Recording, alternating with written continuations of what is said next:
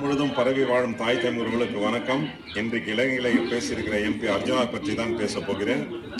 அவர் சொல்லுகிறார், மீண்டும் சொல்லுகிறேன், அண்ணன் சீமானை பற்றி திருநிதி சீமான் சாமான் என்று சொல்லுகிறார்.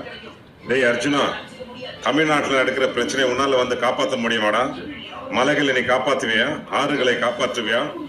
மக்கள் போராட்டங்களை நீ வந்து செய்வியாடா? திருநிதி என்று சொல்லுகிறாயே, நீ என்ன செய்து கொண்டிருக்கிறாய்? எங்கே நீயும் அதை தான் செய்து கொண்டு பிச்சை எடுத்து பிழைத்துக் கொண்டிருக்கிறாய். தமிழ்நாட்டில் உள்ள பிரச்சனை உனக்கு தெரியுமாடா?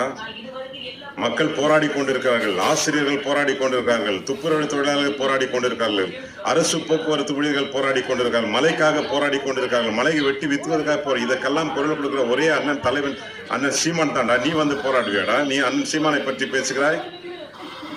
உன்னுடைய கடைசி ஆசை ஜோசப் என்னும் விஜய் முதலமைச்சரை பார்ப்பது தான். பார்த்துட்டு செத்து போடா நீ.